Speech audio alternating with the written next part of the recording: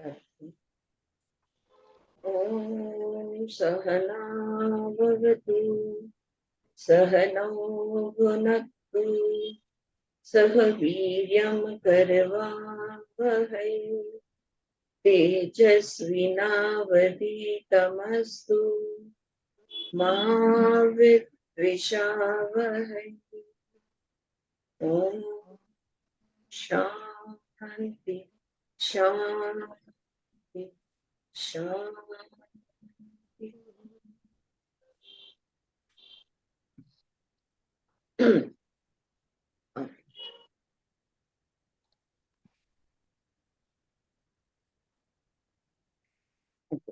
तो हमने जो लास्ट पढ़ा था, the last thing that we read is that we spoke about deities कि हमने कैसे भगवान की मूर्तियां बना दी। और ये जो पंचमहाभूत है जिनको देव कहा गया है, ये 5 इंद्रिय है जिनको भी देव कहा गया है। तो ये देवों के बारे में हमने पढ़ा था। और लास्ट पॉइंट उन्होंने जो बताया था वो ये था कि you and your deities with in you, सारे देव हमारे अंदर है। You and your deities outside of you are not the source of life expressed through them, of the power expressed through them. The light, the life, the energy, the power, the intelligence is really contained in the Brahman, the unique source of all existence. सारे प्रकृति को जो भी जो power मिलता है, जो energy मिलती है, जिसको हम इंटेलिजेंस भी कहते हैं, चित शक्ति भी कहा जाता है, तो ये कॉस्मिक एनर्जी होती है या परब्रह्म परमात्मा इसका सोर्स है। इनको हमने नहीं बनाया। हम श्रेय ले लेते हैं कि मेरा ये मेरा वो, लेकिन ये मेरा कुछ भी नहीं है। Now I will read ahead from there. Side heading दिया है, we are conditioned expressions of the unconditioned. तो जो असीमित है, उस असीमित का ही परिणाम या असीमितता का एक्सप्रेशन जिसको या क्रिएटिविटी जिसको कहते हैं, वो हम है। उसी में उसी के अंश हम है। दो it is beyond the reach of your sense organs and your, देखो ये पूरा केनो उपनिषद, आंखों क्या आंखों के पीछे आंखें किसकी, कानों के पीछे कौन, या वाचा के पीछे कौन, या मन का मन कौन, ये जो बेसिकली सवाल है, जो सवाल को उठाकर ये पूरा उपनिषद लिखा गया है।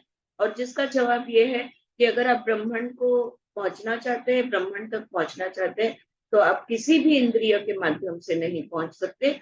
उनकी जो शक्तियां हैं उसके भी माध्यम से नहीं पहुंच सकते। पंच महाभूत है उसके भी माध्यम से तुम नहीं पहुंच सकते। मन के माध्यम से तुम नहीं पहुंच सकते। इस अस्तित्व में ऐसा कोई साधन नहीं है जो तुम्हें ब्रह्मांड तक पहुंचा सकता है। उस बात को लेकर यहाँ पे वो कह रही है, though it is beyond the reach of your sense organs and your sense energies or the energies of the brain and consciousness, it does exist and you can function because of its existence. हम किसी भी तरह उन तक नहीं पहुंच सकते, फिर भी उनका अस्तित्व है।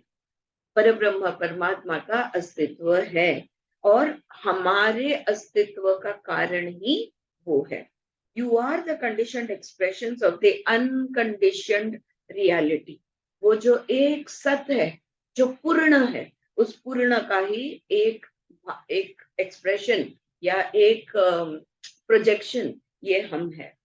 Well, all right, the conditioned energies in our body, but what about the energies existing in the cosmos? अब हम कहेंगे चलो समझ गए कि हमारी शरीर में जो ऊर्जाएं हैं, हमारे अस्तित्व में जो ऊर्जाएं हैं अंदर या बाहर, इसको तो हम समझ गए, लेकिन उन ऊर्जाओं का क्या जो ब्रह्मांड में है।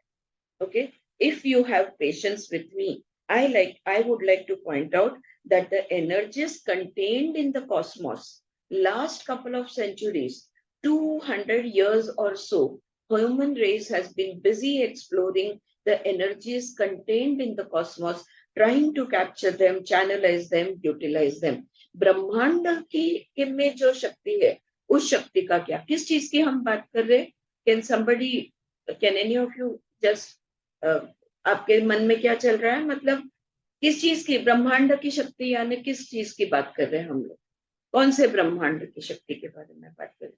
हमारे अंदर की शक्तियां चलो छोड़ दो, या हमारे इस पृथ्वी तत्व पे जो शक्तियां, उसको छोड़ दो। ब्रह्मांड यानी कॉस्मोस। अब कॉस्मोस में सोलर सिस्टम है। सूर्य कैसे एक ही जगह पे स्थिर है? क्यों कोई ग्रह गिर नहीं जाते या अपनी जगह से हिल नहीं जाते? वो कौन सी शक्ति है जो उनको अपने मार्ग पे प्रेरित या मूविंग रखती है? How come everything in the universe outside of our own? हाँ, तो वो कॉस्मिक एनर्जीज की बात हो रही है कि वो सब चीजें कैसे है, हाउ इज दैट हैपनिंग। या सो वो एंड 200 साल से ये कोशिश की जा रही है कि उन शक्तियों को हम समझे। हाँ, कि ये कौन सी शक्ति है जो सूर्य को सेंटर में रखते हुए ये जो सूर्य माला पूरी है, ये अपने ग्रह तारे नक्षत्र जो भी है, ये कैसे स्थित है? इनके बीच में कौन सी वो शक्ति है जो उनको अपने अपने मार्ग पे तय रखती है, जो उनकी रेगुलरिटी को मेंटेन करती है, उनके रोटेशंस रेवोल्यूशंस ये सारी चीजों को मेंटेन करती है। So it is not, it is nothing wrong if they are channelized. हाँ, तो उन शक्तियों को हम क्यों देखने की समझने की कोशिश कर रहे हैं? ये नहीं कि हम सिर्फ ज्ञान प्राप्त करना चाहते, हमको उनका भी उपयोग करना। we want to even use them, we want to channelize them, we want to use them. So it's nothing wrong if they are channelized, exercise। लेकिन अगर तुम किसी शक्ति को चैनलाइज करते हो, अगर तुम किसी शक्ति का वापर करते हो, यूज करते हो for expressing harmony, for generating harmony among the species inhabiting the planet, तो कोई प्रॉब्लम नहीं है। पृथ्वी तत्व पे या इस यहाँ पे जो भी जीवात्मा है, इनकी उन्नति के लिए अगर कुछ यूज हो रहा है तो इसमें कोई प्रॉब्लम नहीं है। But mankind felt after trying to capture the energies and being victorious to some extent, we have been diving deep into the oceans, even trying to live there। लेकिन हमारे लिए उतना उतना समझना वही काफी नहीं है। हम उसका भी छेद करने लगे, हम उसका भी छल करने लगे, हम उसको भी अब्यूज मिसयूज ये सारी चीजें करने लगे हैं। Conducting research is there. समुंदर के अंदर बिल्कुल deep into the oceans, we are trying to create places to stay over there. Conducting research is there. We have been going beyond the orbit of the earth and exploring the whole solar system. How many solar systems are there in the cosmos? What is happening on the moon, the Jupiter, the Mars? How can we connect the planet Earth to them? Satellites भेज दिए हमने, क्या क्या किया है हम लोगों ने। हाँ, लास्ट 200 years में बहुत कुछ कर चुके हैं हम। We have been trying to use solar energy, lunar energy, thermal energy, and we have been attributing those powers to ourselves। और ये सब हम सूर्य का जो एनर्जी है, वाटर एनर्जी है, ये सारी एनर्जीज का हम यूज करते हैं, इस एनर्जीज को हार्नेस करते हैं, और फिर बाद में हम कहते हैं कि ये ऊर्जाएं कहाँ से आई, हमने लाई। Okay, we take the credit for the solar energy. We take the credit for the water energy. We take credit for all. How much, to what extent they have been used properly, and how they have been misused or abused for the benefit of some and for the destruction of some others is an open secret. It is not the subject of our study, but the energies contained in the cosmos at our disposal, the interaction with those energies has to be directed towards uncovering the mystery of relationship, uncovering the mystery of harmony between space and man, between earth and mankind, between the solar system and mankind, the mutuality, the reciprocity, the cooperation and the homogeneity। okay? अगर हम इन चीजों को actually देखते हैं तो सिर्फ ये समझने के लिए देखना चाहिए कि हमारा इससे क्या नाता है। मेरे अंदर के पंचमहाभूत, बाहर के पंचमहाभूत, इनका संबंध बनाने के लिए, इन दोनों ये रिलेशनशिप में एक हार्मनी लाने के लिए, एक अच्छा सा व्यवहार रखने के लिए हमने ये करना है, तो जिसमें दोनों का फायदा होता है। लेकिन हम ऐसा करते नहीं, पर वो हमारा विषय नहीं है। Life is an organic wholeness according to the Vedas and the Upanishad. It is a non fragmental, non divisible. जिंदगी जो है ना, टुकड़े टुकड़े में नहीं जी जा सकती। जिंदगी है, ये पूर्ण ही है। एंड इनको तो इसके टुकड़े हम नहीं कर सकते, इसको डिवाइड हम नहीं कर सकते। It is an organic wholeness in which we are, and the human race can cooperate with the cosmic forces to manifest, to express that music of harmony, that mystery of being together, retaining your own identity. तो आत्मा को कहीं भी नकार नहीं रहे, आत्मा तो है, लेकिन इस आत्मा और परमात्मा, इनका संबंध जो है ना, ये बहुत अच्छा, ये बहुत सुंदर बनाए रखने के लिए हमने इन चीजों का अभ्यास करना चाहिए। So, do you see that the story narrated by the teacher to the students is not only a make-believe story? हाँ, कहानी क्या थी? मंथन हुआ था और देवों और असुरों के बीच में, और अचानक ध्यान जाता है कि एक अस्तित्व वहां पर है, लेकिन कौन है कोई नहीं जानता। सबसे पहले इंद्रदेव को कहा जाता है कि आई एम सॉरी, अग्निदेव को कहा जाता है, आप चाहिए, आप पता कीजिए कि ये कौन है। फिर अग्निदेव जाते हैं वहां पे और पूछते हैं, वो बोलता है आप कौन हो, आप बताओ। ओके, अग्नि कहता है मैं सर्वशक्तिशाली हूँ, मैं हर चीज को जला सकती हूँ, जल सकता हूँ। तब वो अस्तित्व, वो कहता है कि तो फिर इस तिनके को जला के दिखाओ। Okay, a blade of green grass can never be burned as such, right? So वो नहीं कर पाता हूँ। सो it is a symbolical narration of man does unto himself and unto life. तो ये एक इस कहानी के माध्यम से कि जब हम, हमारे में एक तिनके की को जलाने की भी शक्ति नहीं है, तब हम कहते हैं कि हम सर्वशक्तिशाली है, ये हमारा है, ये हमने किया है। यू नो, सारा we take credit for everything, we say that we did it, we got it, we made it. Alright, if this point is clear, let us come to the last part of today's, this morning's exploration of ours. So let us have, the Upanishad says, let us have the humility first to realize that the energies contained in us, for example, the sight, the seeing, the perceiving intelligence, firstly, it is limited and conditioned by our humanness. तो यहाँ पे सबसे पहली चीज इस बात को ध्यान दी जाए कि जो शक्तियां हमारे अंदर है, you no, those energies, for example हमारी आंखों की शक्ति, आंखों के पीछे दृष्टि जो है, वो दृष्टि को देखने की जो उसके पीछे की जो अग्नि का तत्व है, तो ये सब कुछ जो है, ये हमने नहीं बनाया, ये है इसलिए हम कुछ कर सकते हैं, ये है इसलिए हम देख सकते हैं, लेकिन इनका श्रेय हम नहीं ले सकते। तो सबसे पहले वो विनम्रता हमने जतानी कि इनके बगैर मैं कुछ भी नहीं हूं, इनकी वजह से जो भी कुछ है वो है। So firstly it is limited और सीमित है। जो भी शक्तियां हैं वो अनलिमिटेड नहीं है, वो लिमिटेड है। वो जो तत्व है वो भी लिमिटेड है। किस चीज से सीमित है, किस चीज के वजह से लिमिटेड है? वो हमारे मनुष्य तत्व होने की वजह से, हमारे शरीर के अंदर वो सीमित है। हम मनुष्य है, मनुष्य सीमित है। ये बेसिक पॉइंट है। It is a beautiful conditioning, the humanness, its complexity, its beauty, it is the vehicle for the divine to express itself. बहुत सुंदर है, ये सीमित है लेकिन बहुत सुंदर है, अद्भुत है।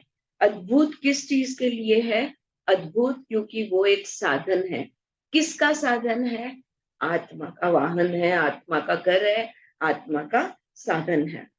आत्मा खुद को दर्शा सके, इसलिए ये सारा रूप गुणा, यू नो, ये सारा धारण किया हुआ है। It is so eloquent with energies, इतनी सारी ऊर्जाएं इसमें भरी हुई हैं।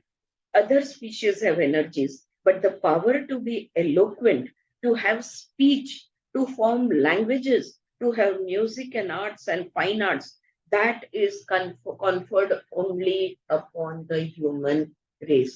हर जीवात्मा में जीने की, खाना पीना सोना ये ताकत सबके पास है, लेकिन विचार शक्ति, म्यूजिक बनाने की कला शक्ति, भाषाएं बनाने की शक्ति, ये तो सिर्फ और सिर्फ मनुष्य के पास है. So the humanness is an eloquent vehicle, eloquent in all senses of the term, magnificently suited for unfolding the contents of divinity. ये जो अंदर आत्मा है ना, ये असीमित है, इसकी ताकत अद्भुत से भी अनलिमिटेडली अद्भुत है. तो उस वो बहुत कुछ हमारे माध्यम से, हमारे शरीर, हमारे मन, हमारे बुद्धि के माध्यम से वो बहुत कुछ दिखा सकता है. हाँ, लेकिन हम सुनते ही नहीं, हम देखते ही नहीं, हम उनको एक्सप्रेस होने ही नहीं देते. हम अपनी ही बात, या तो ईगो या तो mind, actually ego is a part of the mind, तो हमारे ही मन का चलाते रहते हैं, और इसलिए आत्मा को कनेक्ट नहीं होते, उसकी बातें सुनाई नहीं देती. So we have yet to learn to be human beings. हम बहुत कुछ बन गए हैं, लेकिन मनुष्य अभी तक हम नहीं बने.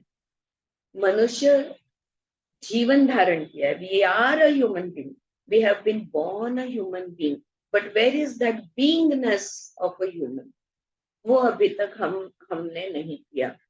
24/7 जिंदगी भर आत्मिक एक्सप्रेशन, ये अगर हम कर पाए तो फिर वो, that will be our humanity, that will be our human beingness. Okay, but we don't be that way, we are not that way. So we are yet to learn to relate the energies contained in us without twisting them towards indulgence. तो ये सारी शक्तियां किस चीज पे हम, अगर आत्मिक सौंदर्य व्यक्त करने के लिए अगर ये शक्तियों का उपयोग नहीं होता, तो हम इन शक्तियों का क्या करते हैं? What are we using all these energies for? For indulgence. क्या मतलब है indulgence का? बस उपभोग, हमारी भूख प्यास, हमारी चाहते, ये सारा फुलफिल करने के लिए, इनको मिटाने के लिए. लेकिन फिर भी कितना भी खा लो, कितना भी पी लो. ओके, अब खाना बहुत कुछ खाया जाता है ना, सिर्फ अन्न थोड़ी खाया जाता है, बातें खाई जाती है, पैसा खाया जाता है, बहुत कुछ चीजें खाते हैं हम. कितना भी खा लो, कितना भी पी लो, भूख मिटती है और बढ़ती है. ओके, ये मन की जो भूख है ना, ये चाहतों की जो भूख है ना, desires, it's never ending. The more you try to feed it, the more it will happen. और भूख लगेगी और प्यास लगेगी. सो cult of indulgence or twisting them and distorting through the cult of suppression and repression. एक तो हम लोग उपभोग लेते हैं, या तो फिर उस हर इच्छाओं को दबाते हैं, या तो हम उनको सप्रेस रिप्रेस, कुछ ना कुछ उसको तोड़ मरोड़ के उसको डिस्टॉर्ट करते रहते हैं. इन शक्तियों का जो सही उपयोग होना चाहिए, ये सही उपयोग हम नहीं करते. We have to learn quite a lot, and living is learning. किस तरह से जीना. हाँ, चित्रा. आता तुम्ही म्हणाला ना की आपण अजून माणूस म्हणून व्हायचं आहे. बहिणाबाईंनी त्या काळामध्ये म्हणून ठेवलेले, अरे मानसा मानसा कधी होशील मानस. माणूस खरंच. सी ऑल इतना सुंदर, because we really are not humans. हम लोग ह्यूमन पैदा हुए हैं, लेकिन हमारा ह्यूमन बीइंगनेस, हम बहुत, मतलब पूरी मेरी जिंदगी का 10% भी शायद मैंने एक्सप्रेस नहीं किया होगा मेरा ह्यूमन बीइंगनेस. राइट, जो 100% होना चाहिए, वो 10% भी हम एक्सप्रेस नहीं करते. क्यों? Because the mind keeps interfering, the memories keep interfering. ये चक्र इसलिए चलते रहता है. खरंच सुंदर आहे त्यांच्या कविता, म्हणजे बियॉन्ड बियॉन्ड हर. आणि किती सत्य आहे ना प्रत्येक तिच्या बहिणाबाईंच्या प्रत्येक वाक्यामध्ये. काय, so much of truth in it, absolutely truth. So we can also say that we are human beings, but not being human. Not being human. Absolutely, you can say that. Absolutely. So, here when they say that we have to learn quite a lot, and living is learning. This is exactly, we are not being human. We have to learn to be human. ते त्यांनी जसं म्हटलं हे उदाहरण होऊ शकेल का, म्हणजे विष्णूने श्रीरामाचं किंवा श्रीकृष्णाचा जन्म मानव म्हणून घेतला आणि ते पूर्ण मानव म्हणून जगले, ती उदाहरणं ह्युमन बिईंग साठी बरोबर आहेत का? म्हणजे हो हो, अर्थात ते तर रोल मॉडेल झाले आपले आहेतच. त्यांचं जगणं हे अगदी अगदी हो हो हो, म्हणून तर ते आपले हिरो आहेत. म्हणून तर ते हिरो आहेत. अगदी अगदी म्हणताय. We have to learn quite a lot and living is learning. आणि और ये जो सीखना है ना, ये ऑन द जॉब ट्रेनिंग है. ये किसी सोल स्कूल में जाके लर्निंग करके आ गए, कोर्स करके आ गए और फिर यहाँ पे जीने लगे, ऐसा नहीं होने वाला. ये ऑन द जॉब लर्निंग है. हर जन्म और थोड़ा और थोड़ा और थोड़ा सीखते रहेंगे जब तक कि हम पूरी तरह सीखना. So life, zindagi, the wholeness of life is not limited to what is perceived by us through any of the senses or aggregate of all the senses. जो भी मुझे दिखता है, सुनाई देता है, बोला जाता है, उतने में जिंदगी नहीं है. उतनी सीमित जिंदगी नहीं है. ये मेरे सारे इंद्रियों का देखना, सुनना, बोलना, ये सब इकट्ठा कर दिया जाए ना, तो उतनी भी जिंदगी नहीं है, वो भी सीमित है. जिंदगी असीमित, अनलिमिटेड है. Life is whole, it is unlimited, right? It is not limited to the words that have been spoken before us and that are being spoken today. ये जो शब्द है ना जिनको हम पढ़ रहे हैं, ये जिंदगी को समाने की ताकत इनमें नहीं है. तो पहले जो बोला गया है, आज भी हम जो बोल रहे हैं, इसमें जिंदगी नहीं हम समा सकते. The wholeness cannot be equated to the scriptures. कोई वेद उपनिषद पूर्ण तरह से जिंदगी के एक एक हिस्से दिखाएंगे, लेकिन जिंदगी को पूर्ण तरह से शब्दों में जिंदगी फिट ही नहीं होती, तो कैसे होगा? Right? The wholeness cannot be equated to the scriptures. Even the Veda, Upanishad, whatever you have, Dhammapada, Bible, Purana Sharif, Zendavasta, and so on. Even if you put all the scriptures together, what they describe or define cannot do justice to that which is defined or described. So let us realize the independence of the existence of truth or reality. मैं सीमित, मेरी ऊर्जाएं सीमित, मेरे तत्व सीमित, ये ब्रह्मांड सीमित, ये ब्रह्मांड की ऊर्जाएं सीमित. Everything is limited. And there is something that is unlimited. All right. Now you understand, Sankhya में total 25 aspects दिए हैं. 24 plus 1, वो end में plus 1 आना ही है, right? So there is that something that cannot be described. So it's something that is independent. एक सत्य है और एक हम है, right? It is independent of our perception. चाहे हम देखे या ना देखे, वो तो है. हमें दिखे या ना दिखे, हम देखे या ना देखे, हम कितनी भी कोशिश कर ले, वो है, पर हम उन्हें देख नहीं सकते. It is independent of our articulation. कितना भी वर्णनीय कर दे हम उसका, however much we describe it. The Sat is independent of anything and everything that is यानी जो है. और वो सब कैसा है? It is vibrating, pulsating in every expression. अगर वो सब कैसा है देखना है तो कुछ भी देख लो, हर एक चीज में उसका अस्तित्व है. उस सत का अस्तित्व. Are you getting the point? Okay, all the manyness has come from that oneness. So उसका अस्तित्व हर एक में है. So it is not only the God, the deity of Agni that failed in identifying and understanding the Brahman, the mysterious being, the mysterious presence that we feel amongst ourselves. You may say I, referring to the ego, the monitor of all psychophysical functions, and yet you are jolly well aware that seems to be some presence behind the I, which is the witness of all cognition, which is the witness of all our action, which is the witness to of what we do, what we think, what we speak, and what we do not speak also. Right?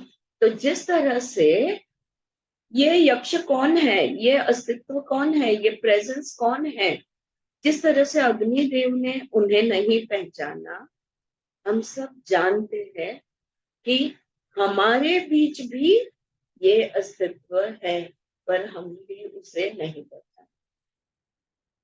We all know that, okay, my mind, my body, my emotions, my energies, my elements, everything is there. But is that you? अगर आपका कोई भी हिस्सा लेके पूछा जाए कि क्या ये आप हो, तो आप नहीं बोलोगे. क्योंकि मैं सिर्फ उतनी नहीं हूं, और भी कुछ मुझ में, और भी कुछ है. वो और भी कुछ जो है ना, उसको पहचानते नहीं है. जैसे अग्निदेव ने ब्राह्मण को नहीं पहचाना, वैसे ही हम हमारे अंदर के ब्राह्मण को पहचानते नहीं है. So that presence is felt by us. लेकिन फिर भी एहसास उसका हमें होते रहता है. कब होता है? In the moments of love. जब हम प्यार में गिरते हैं ना, तब हमारा तन, मन, धन, शरीर, कुछ चीजें मायने नहीं रखता. प्यार बस प्यार होता है, और तभी हम कुछ और होते हैं. तब in the moments of silence, जब बिल्कुल शांत हो जाते हैं, जैसे कि हम मेडिटेशन में होते हैं. हाँ, जैसे soon some of you who are doing Swar Yoga will get used to the term ना के बराबर.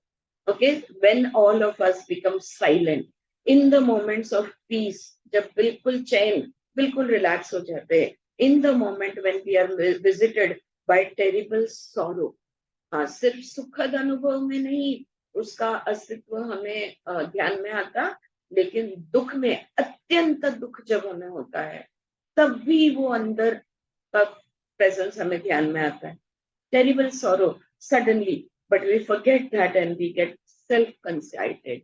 पर हम उसे भूल जाते हैं और हम कहते हैं I have done this, I have acquired, I know, I experience. पता है आज मेरा मेडिटेशन कितना अच्छा हुआ, मैं बिल्कुल शांत हो गई. ओके, ये मैं जो है ना, ये हमारा छूटता है. हम हर चीज का क्रेडिट लेते हैं.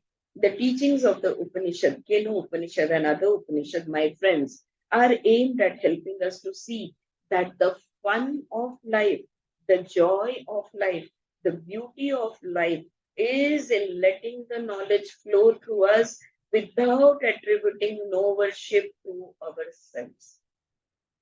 अगर हम जिंदगी की खुशी, जिंदगी का मजा, जिंदगी का सौंदर्य अनुभव करना चाहते हैं, तो जो भी ज्ञान हमारे माध्यम से गुजरता है, हमारे में से गुजरता है, हमारे मार्ग से गुजरता है, उसको बस गुजर जाने दो, उसमें अटको मत.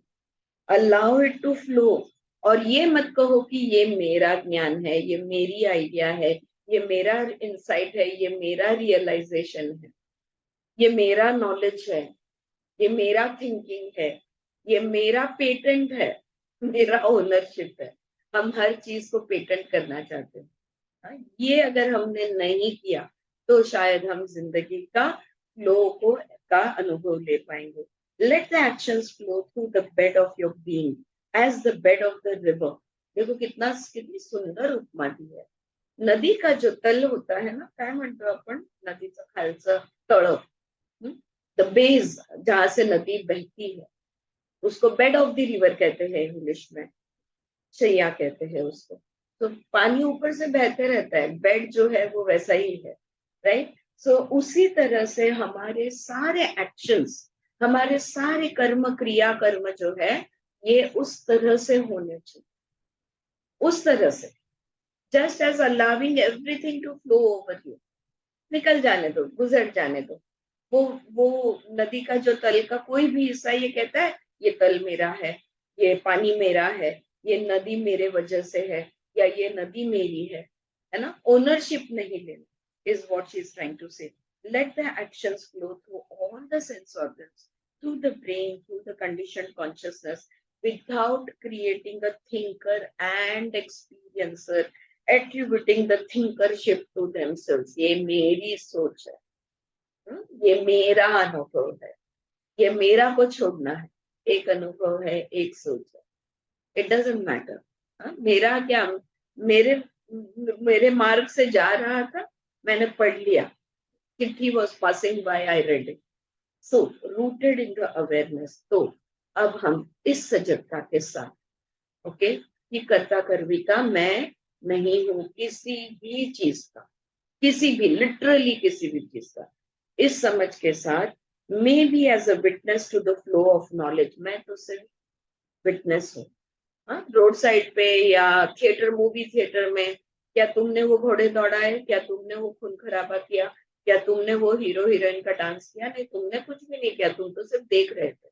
तो हमारी जिंदगी में होने वाली हर चीज का हम अगर विटनेस बनकर उसका देखते रहे, may be as a witness to the flow of knowledge, to the flow of karma action, to the flow of experiences, अनुभूति, realizations, if we can be rooted in the awareness, then the mysterious being, the presence of the mysterious Brahman, the divinity in us will be felt by us.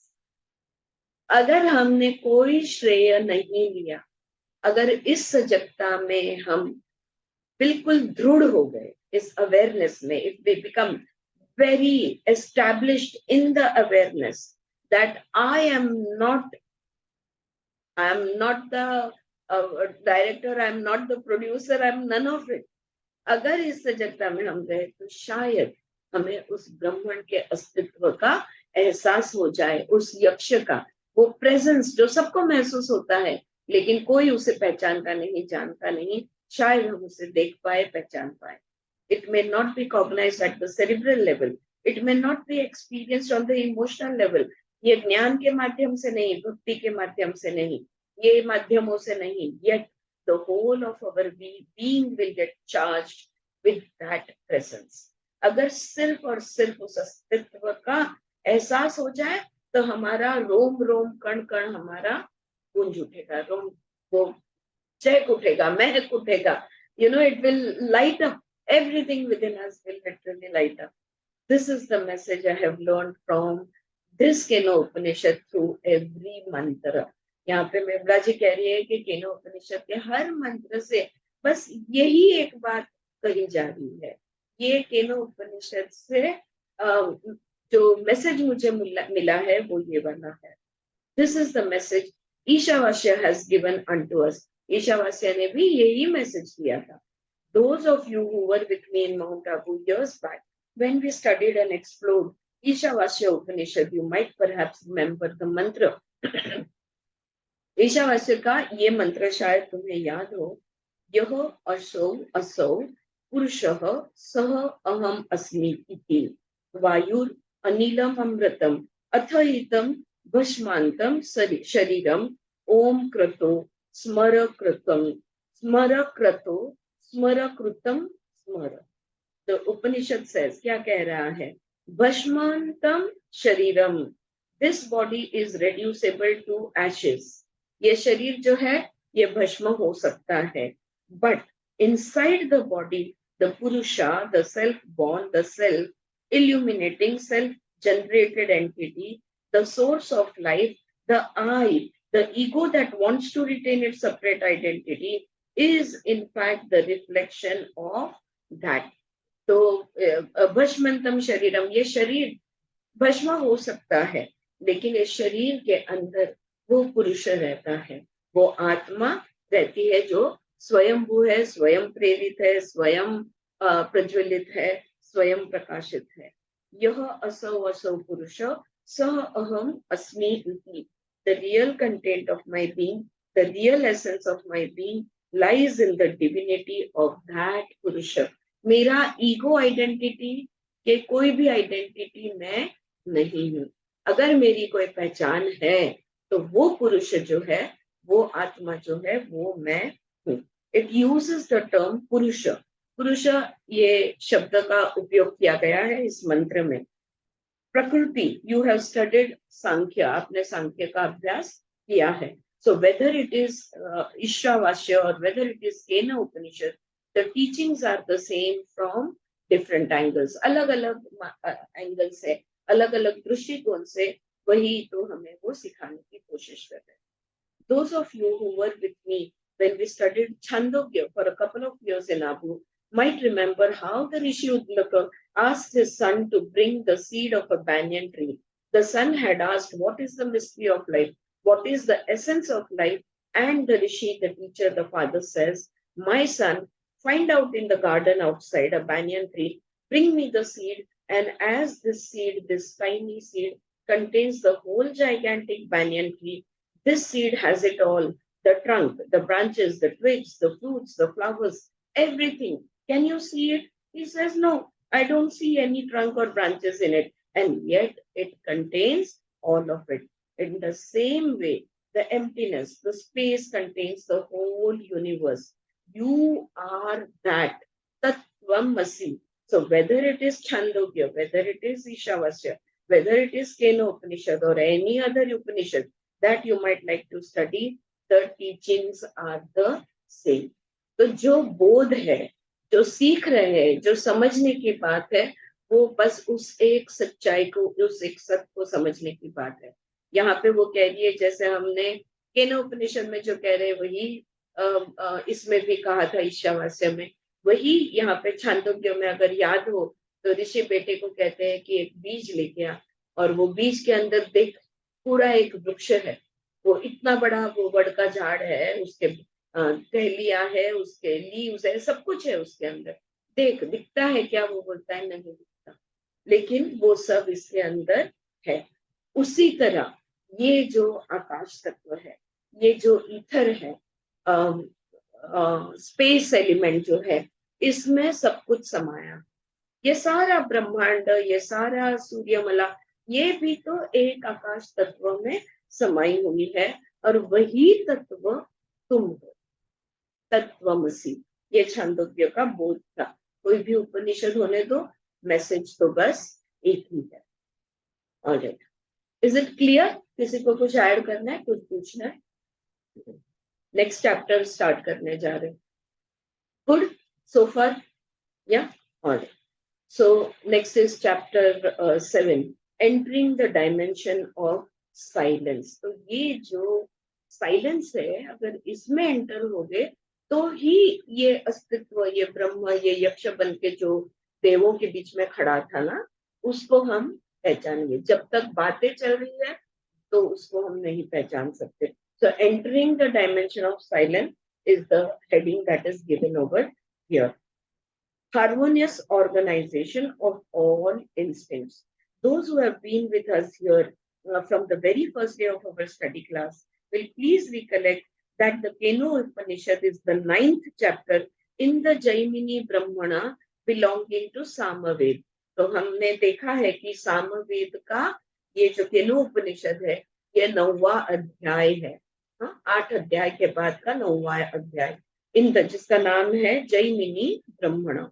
In the preceding 8 chapters, the students have been helped to organize harmoniously the various autonomous systems of their psychophysical existence. तो पहले 8 chapter में क्या था? तो पहले 8 chapter में हमारा भक्ति का जो ये शरीर है, ये मन है, ये है, वो है, हमारे सारे जो एस्पेक्ट्स है, इनको हम कैसे एक सुर में ला सकते हैं, एक हार्मनी में हम ला सकते हैं. ये ऑलरेडी ये स्टूडेंट्स सीख चुके हैं. ये जानते हैं कि उनका मन, शरीर, बुद्धि, हर एक चीज एक साथ सुश्रुता, एक साथ ये कैसे हो सकती है? How to make each aspect of themselves be in harmony with each other, that they have already learned, which we haven't. इसलिए ये याद दिलाना पड़ रहा है. Okay, so in the preceding 8 chapters, the students have been helped to organize harmoniously the various autonomous systems of their psychophysical existence. We have referred to the different layers or the koshas of our being, and every layer is nearly a dimension by itself, having an autonomous system of its own, not depending on other koshas or other layers. अब जैसे हमारा पंचकोश, अन्नमय, प्राणमय, मनोमय, विज्ञानमय, आनंदमय, ये जो हमारे आत्मा के अराउंड ये जो 5 कोश है, ये 5 कोश इंडिपेंडेंट है, अपने अपने सिस्टम्स के साथ वो एस्टैब्लिश्ड है। हाँ, एक दूसरे पे वो डिपेंडेंट नहीं है, वो इंडिपेंडेंटली एग्जिस्ट होते हैं।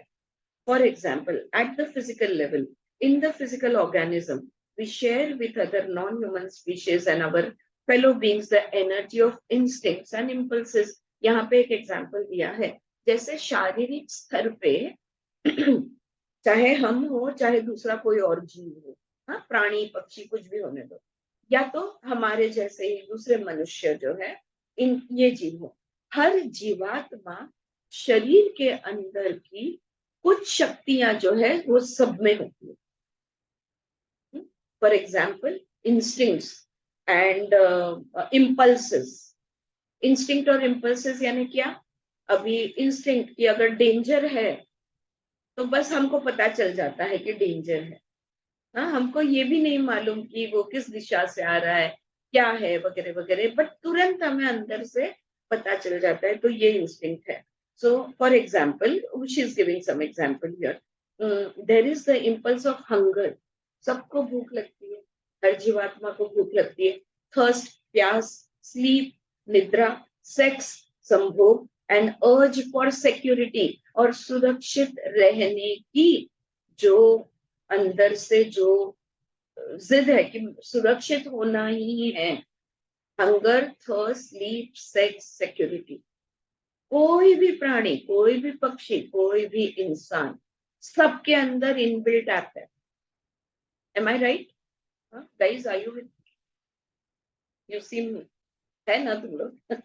all right, all right. So there is these impulses, these instincts and impulses have to be organized harmoniously with the psychological layer, with the verbal layer, and also with the trans psychological layer that we have referred to in our previous study classes. तो ये जो है ना, अब भूख जो है, इसको खाने के साथ, अन्न के साथ, अगर अन्न की भूख है तो अन्न के साथ हमने जुड़ना होगा, जोड़ना होगा, है ना? तो जो भी कुछ है वो जहां से वो मिटने वाला है, सब्जेक्ट एंड ऑब्जेक्ट, इस ये दोनों ये डायमेंशन को मैच करना होगा। Alright, so if they are not organised they will behave chaotically. अगर इनको हमने ठीक से सुनिश्चित डिसिप्लिन्ड वे से अगर हमने इनको हैंडल नहीं किया तो ये पागल जैसे बिहेव करेंगे। हाँ? तो वो जो भूख है कभी भी लगेगी, नींद कभी भी आएगी, प्यास कभी भी लगेगी। क्यों? क्योंकि मन के साथ इसका एडजस्टमेंट नहीं हुआ, तो वो जब मर्जी तब होते रहेगा ये सब चीजें। हाँ, I am just giving one small example. So if the hunger और the appetite is not observed and understood, मुझे भूख कब लगती है, मेरी भूख कैसी है? किसी किसी लोगों को देखो, लोग कहते हैं यार ठंडी शुरू हो गई ऐसी भूख लगती है, और कोई लोग कहते हैं ठंडी शुरू हो गई बिल्कुल भूख नहीं है, गर्मी शुरू होते ही पेट में आग लगती है और बहुत ज्यादा भूख बढ़ जाती है। हरेक का अंग अलग, तो हरेक की भूख अलग।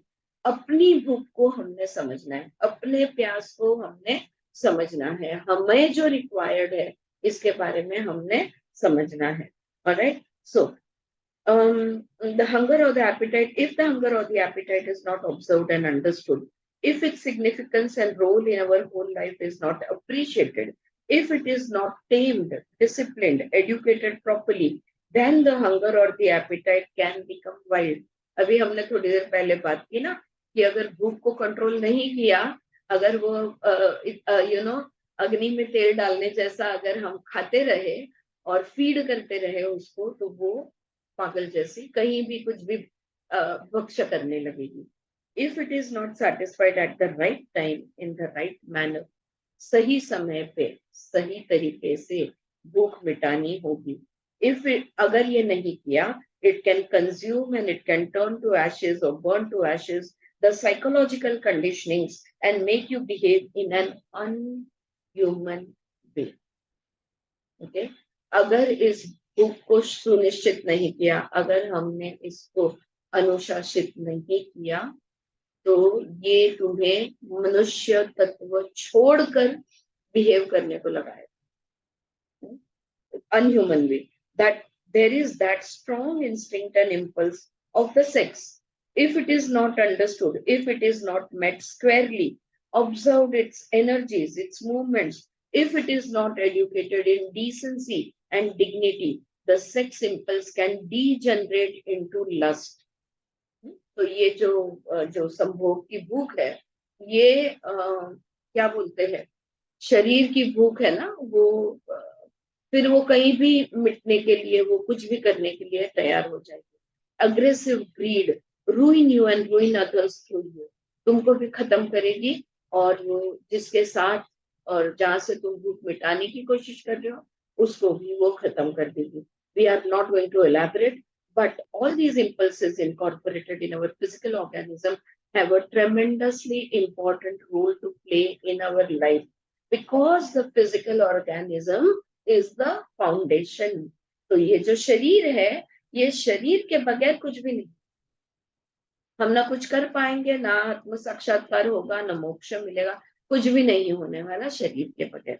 तो ये जो शरीर है, इसके अंदर जो ऊर्जाएं हैं, ये ऊर्जाओं को कंट्रोल में रखना, इन ऊर्जाओं का निरोध करना बहुत जरूरी है, वरना ये हमें ही खत्म कर दे।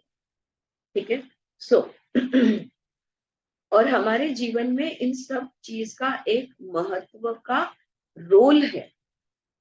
यू नो, आपको आई थिंक छांदोग्य उपनिषद में ही ये बात हमने पढ़ी थी कि वो जो एक ब्राह्मण रहता है, और उस जमाने में जो ब्राह्मण हुआ करते थे, वो किसी के भी पास से कुछ भी नहीं लेते थे, और वो कुछ भी इकट्ठा भी नहीं करते थे।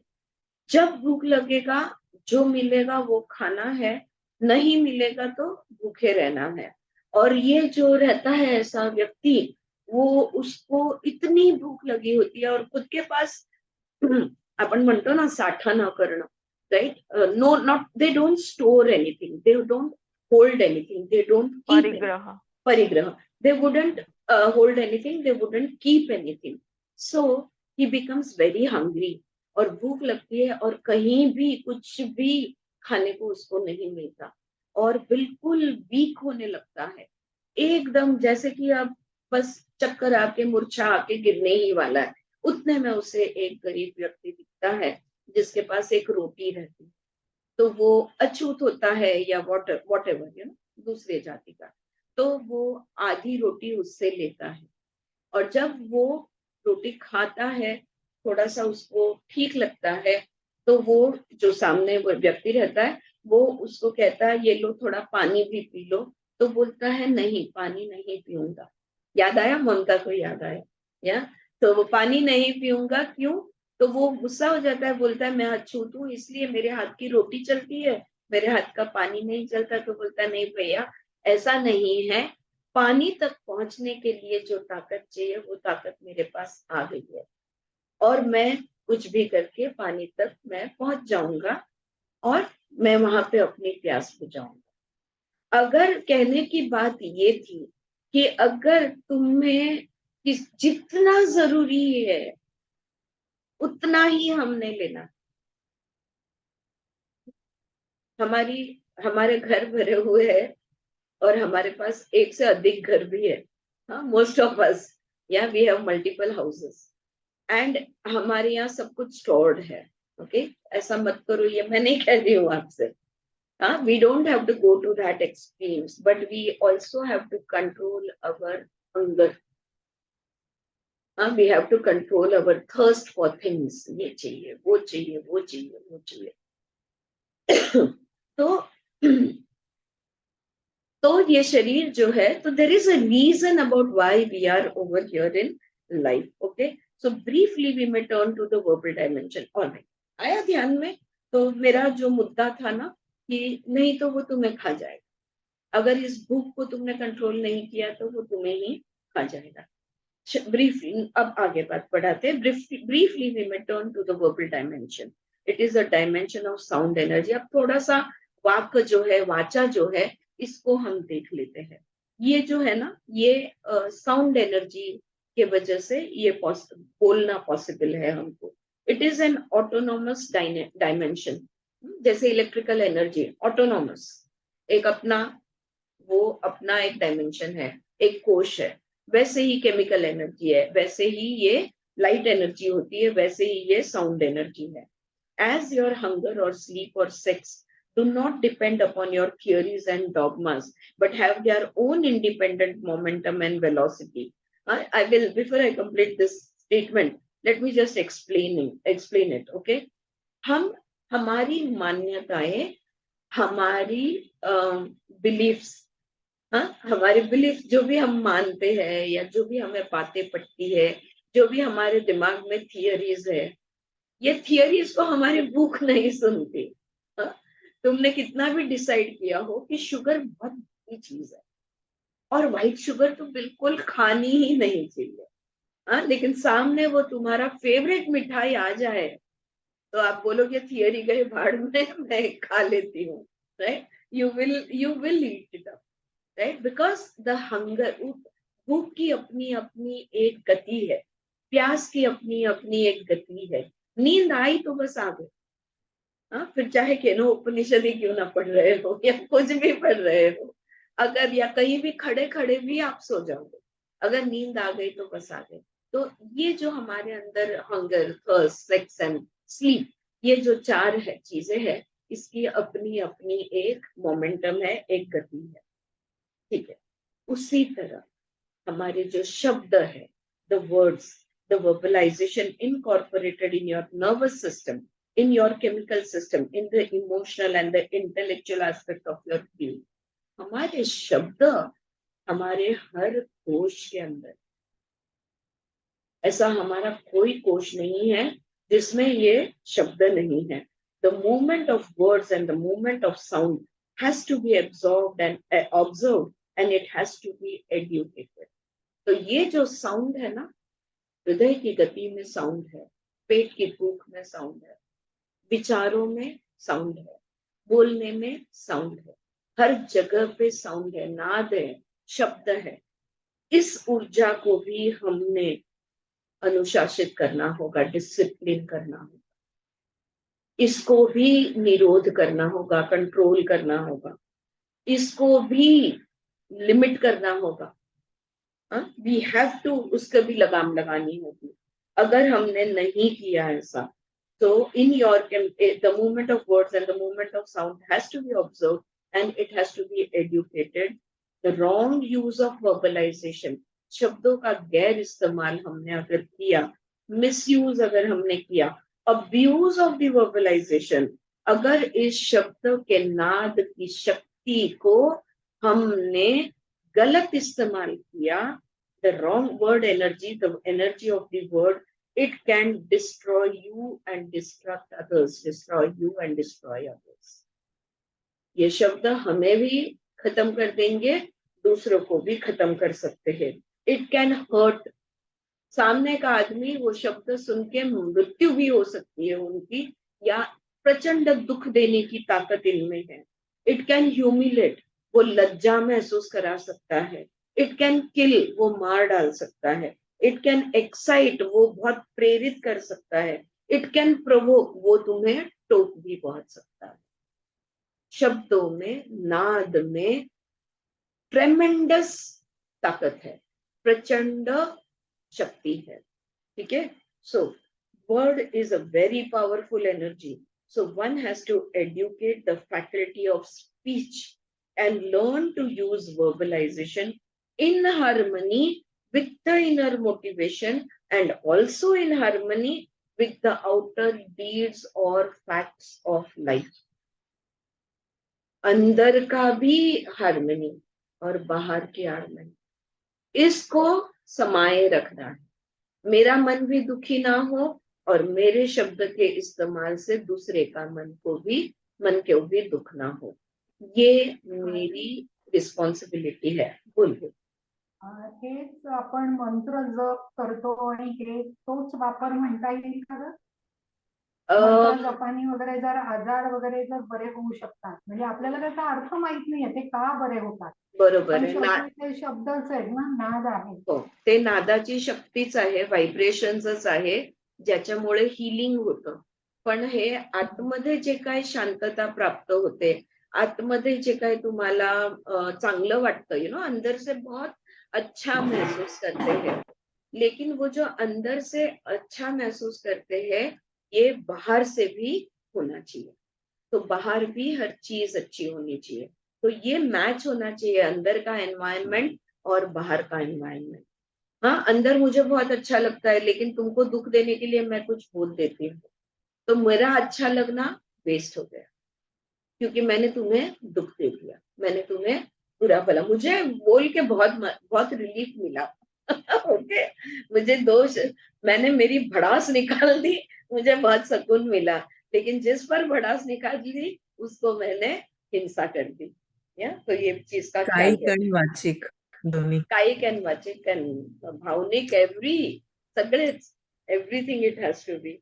So one has to educate the faculty of speech and learn to use verbalization in harmony with the inner motivation and also in मुझे भूख लगी है, ये मेरे नाद से मुझे पता चला, ये मेरे दिमाग में शब्द तैयार हो गए कि भूख लगी है।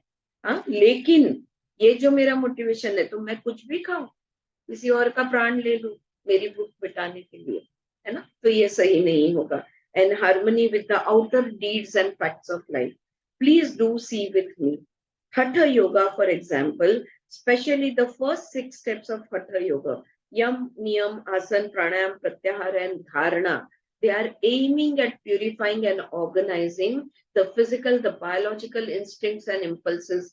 They are aiming at educating and sophisticating, refining the layer of verbalization, the faculty of speech. ये जो अष्टांग योग के 6 अंग जो है ना, पहले ये 6 अंगों का काम ही ये है कि हमारे अंदर की ऊर्जाओं को लगाम लगाना, इन ऊर्जाओं को शांत करना, इनको हार्मनी में लाना, ये उनका काम ही है। और जब ये अंदर की ऊर्जाएं हार्मनी में हो जाती है, तो नाद ब्रह्म, अंदर का जो नाद है, ये भी हार्मोनाइज हो जाता है। और हमारी वाचा शक्ति जो है, हाँ, इसलिए हमारी इच्छा शक्ति देखो, सबसे पहले सब लोग, सब योगा में है, आप लोग, मैं सब जानती हूँ, मतलब मैं सबको जानती हूँ, तो तुम लोग, हम लोग सबका ये एक्सपीरियंस है कि जब हम योगा हमने स्टार्ट किया, तो हमारी इच्छाएं, छोटी छोटी इच्छाएं, ये पूर्ण होने लगी थी। This was the first observation, या that our small little desires, wishes began to be fulfilled without effort, without spending time or money on it. It would just be satisfied on its own.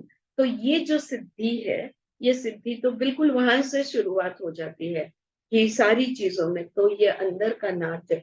तो हमारे शब्द भी हम बहुत सोच समझ कर यूज करते हैं, जो भी बोलना, ये नाद भी हमारे अंदर बहुत अनुशासित हो जाता है। इट इज देयर दैट मंत्र योग और नाद योग can be a supportive measure because they also use the sound energy. अब भी जो स्वाति ने कहा कि जो हम अंदर से मंत्र जप करते हैं, है ना, तो ये जप जो है, ये भी अंदर से इन सब चीजों को, ये अष्टांग योग जो है, उसके 6 अंगों को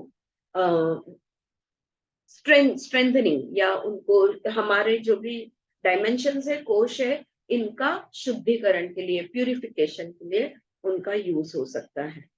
एंड देन, तो ये हो गया, और there is the third autonomous system, शरीर हो गया, मन हो गया, और the third autonomous system, the dimension that you call the psychological, the thought structure. अब देखते हैं कि मन, अब मन में क्या है, विचार है। विचार किन चीज से बने हैं, शब्दों से बने हैं। The psychological structure is nothing but the conditioning spread into us generation after generation by the human species collectively. तुम, अगर मैं पूछूं कि तुम्हारे इस XYZ के बारे में तुम्हारी क्या मान्यता है, तो तुम बताओगे कि मेरी ये मान्यता है। हाँ, बहुत क्लियरली तुम बता पाओगे कि तुम्हारी मान्यता क्या है। ये कहाँ से आई मान्यता, तो पीढ़ी दर पीढ़ी हमारे अंदर अनेक जन्म से इकट्ठी की गई है ये सारी कंडीशनिंग्स। और इसका ये सिर्फ मेरा मैंने किया नहीं, सारे मनुष्य प्रजाति की हिस्ट्री जो है इसका परिणाम मेरे मन पे हुआ है। So these conditionings the past, the human past, हाँ, अभी यहाँ पे मेरा पास्ट तुम्हारा पास्ट अलग अलग पर्सनल लेवल पे हम बात नहीं कर रहे। तो ये मनुष्य जो प्रजाति है इसका जो इतिहास है, ये इतिहास का परिणाम हरेक पे हुआ है। These conditionings, the past, the human past contained in us, which permeates the neurological system, which permeates the chemical system. If you could observe as yoga students deeply, you would find the effect of the conditionings on the glandular, the muscular systems, even right deep down to the marrows of the bones. ये हमारे DNA में बसा हुआ है, ऐसा वो कह रही है। और हमारे डीएनए में क्या है ये देखना यानी योग अभ्यास का एक हिस्सा बनता है। Okay, I have felt it necessary to elaborate upon this point because unless the physical, the verbal and the psychological dimension structures, their energies are not organized harmoniously into one organic wholeness, the longing, the urge to understand the source of life will not be there. शरीर, मन और वाचा, ये तीन चीजें हैं यहाँ पे, वो तीन डायमेंशंस कह रही है, फिजिकल, वर्बल एंड साइकोलॉजिकल। अगर ये जो तीन सिस्टम हमारे अंदर है, ये अगर इसको हमने ठीक से अनुशासित ऑर्गेनाइज नहीं किया तो ये जिंदगी का सोर्स क्या है, स्रोत क्या है, कहाँ पे है, ये जानने की हमारे में इच्छा भी नहीं आएगी, इच्छा भी नहीं होगी। Alright? So, the physical instincts and impulses will drag you towards the outgoing movement of the external sense organs. फिर बस हम, हमारी जो इंद्रिय है वो बाहर उनको जो भी बुलाएगा उधर चलेंगे। आंखों को जो भी बोलेगा मुझे देखो, आंखें देखने लगेगी, जो भी शब्द बोलेगा मुझे सुनो, हम सुनने लगेंगे। कोई कंट्रोल, अनकंट्रोल्ड इनका मूवमेंट होगा। The pleasures derived from their interaction with the outer world will stimulate excitement, elation, intoxication and उसका नशा हो जाएगा, हर चीज का नशा हो जाएगा, पैसों का नशा, शॉपिंग का नशा, हर चीज का नशा, ओके, खाने का नशा, पीने का नशा, हर चीज का नशा, and the desire to discover the meaning of life. और फिर हमें जिंदगी, ये जिंदगी क्या है, इसका रस क्या है, इसका एसेंस क्या है, ये हम जानने में हमें कोई इंटरेस्ट कभी भी जागरूक नहीं होगा। So it will remain is somewhere in the lanes and bylanes of your consciousness. ये जिंदगी को जानने की, समझने की कोई इच्छा हमारे में उत्पन्न नहीं होगी। It cannot become a longing because your वो जो प्यास लगनी चाहिए, जो प्यास अगर हमारे अंदर है तो ये जिंदगी के लिए प्यास होनी चाहिए।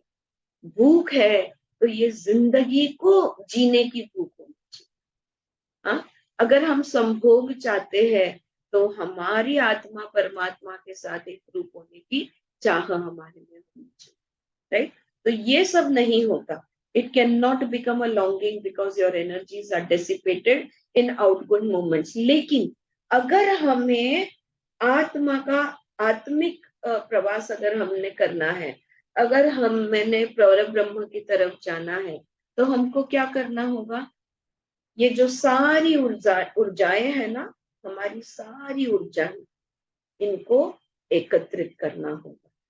We will have to gather up all our energies, internal and external energies, and we will have to direct it towards the soul.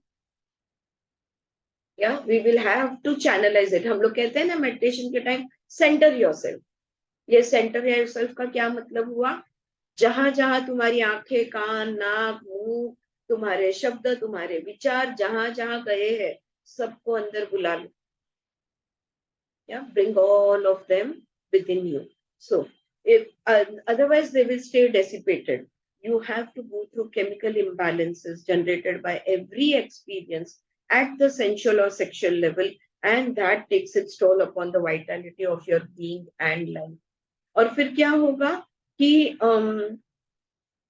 जब हम हार्मनी में नहीं है तो हमारे अंदर इम्बैलेंस क्रिएट होती रहेगी, और ये जो इम्बैलेंस है सेंचुअल लेवल पे, ये जो केमिकल इम्बैलेंस है, ये हार्मोनल इम्बैलेंस भी जिसको हम कहते हैं, ये हमारी जिंदगी की जो जिंदगी का जो रस है, इस रस को सुखा देगा या इस रस को वेस्ट कर देगा. So the previous preceding 8 chapters, they explained how to purify, how to organize, how to harmonize the energies operating at different layers. Okay, अभी हमारी कहानी आगे नहीं बढ़ी. अभी हम उन 8 चैप्टर में ये जो साधक थे, ये जो ऋषि के पास अभ्यास के लिए बैठे थे, उन्होंने क्या सीखा, ये यहाँ पे विमला जी हमें बता रही है कि वो जो ऊर्जाएं हैं, अंदर की सारी शक्तियां हैं, chemical energy, electrical energy, mechanical energy, हमारी all the sound energy, all those energies को अनुशासित कैसे किया जाए, ये उन्होंने सीखा. The koshas of the being and energies that are self contained autonomous systems. हर ऊर्जा, हर कोश इंडिपेंडेंट ऑटोनॉमस सिस्टम है. It is like a wheel, एक चक्र की तरह. It's like a wheel within a wheel within a wheel. एक चक्र के अंदर दूसरा चक्र के अंदर तीसरा चक्र, like how we draw concentric circles. So they have to be observed, they have to be understood, they have to be appreciated. उन्हें देखना होगा, समझना होगा, उनको अप्रिशिएट करना होगा, उनको ऑर्गेनाइज करना होगा, एंड एडुकेटेड, और फिर उनको सिखाना समझाना होगा. Otherwise, an exclusive longing for liberation, a vital longing for discovery of truth of life is not sustained in your being. थोड़ा थोड़ा इंटरेस्ट आएगा, फिर छोड़कर चले जाओ. वो जो अंदर से आग लगनी चाहिए ना, कि मैं जिंदगी जानना चाहती हूँ, व्हाट इज लाइफ, मैं खुद से जुड़ना चाहती हूँ, मैं ये अलग सी ये शक्ति कौन है, ये प्रेजेंस किसका है, उसको जानना चाहता हूँ या चाहती हूँ. ये जो अंदर से आग लगती है ना, ये नहीं लगेगी. थोड़ा बहुत इंटरेस्ट आएगा, फिर खाना पीना सोना, उसी में हम लग जाएंगे. It is presumed, nahin, the Upanishad's teachings presume that one who is studying them have gone through the process of purification. जब हम केनो उपनिषद पढ़ रहे हैं, जो सामवेद का 9वां अध्याय है, तब ये गृहित लेकर चलो कि ये जो केनो उपनिषद जिनको बताया जा रहा है, वो शुद्ध हो चुका है, प्यूरिफाइड है, वो एडुकेटेड है, वो हार्मोनाइज्ड है. इट इज प्रेज्यूम्ड, गृहित धरना है.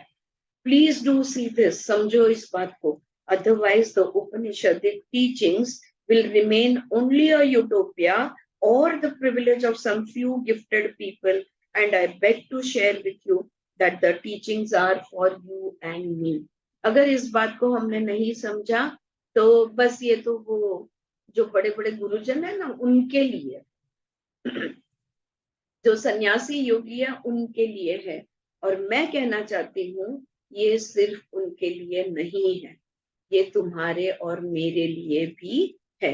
ऐसा यहाँ पे विमला जी कह रहे हैं. फॉर एवरी ह्यूमन बीइंग, हर मनुष्य के लिए है, provided he eliminates the disorder and disharmony.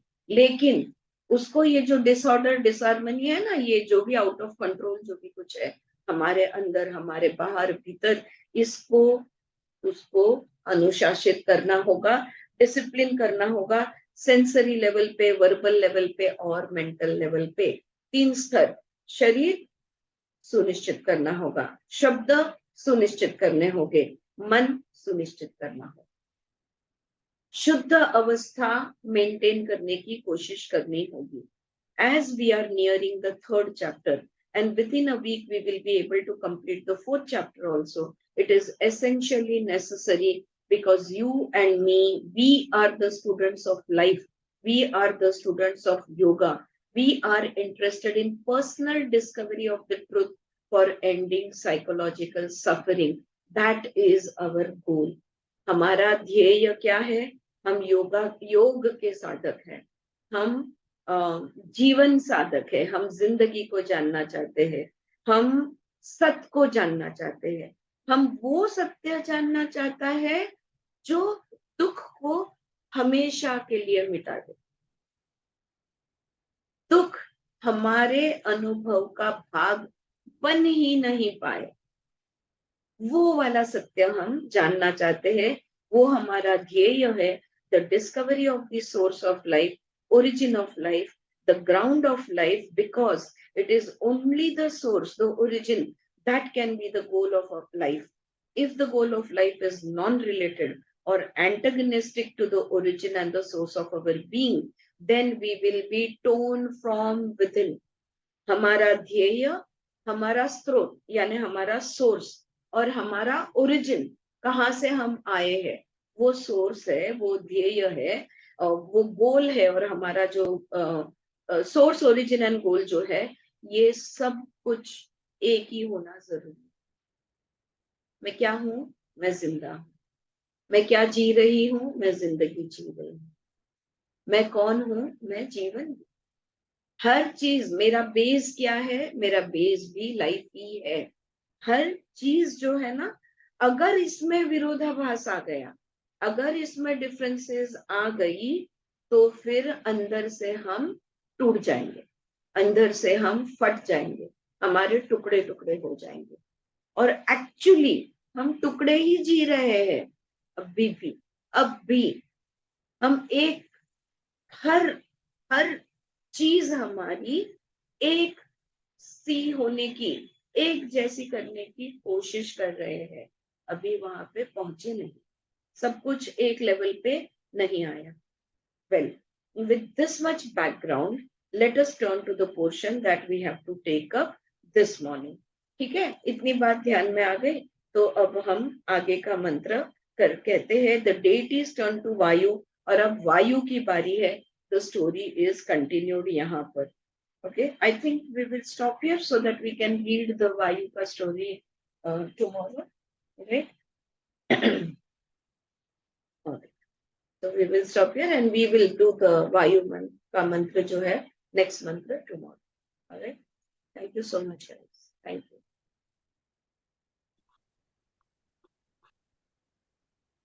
Thank you. I can't find. मैं हूँ ना। ये हेलो। हाँ, एक minute.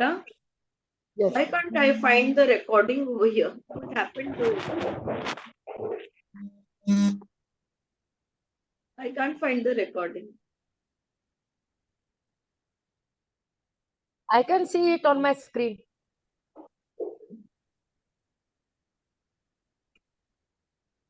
I can see it on my screen. रेकॉर्डिंगची साईन आहे आरती, अजून चालू आहे.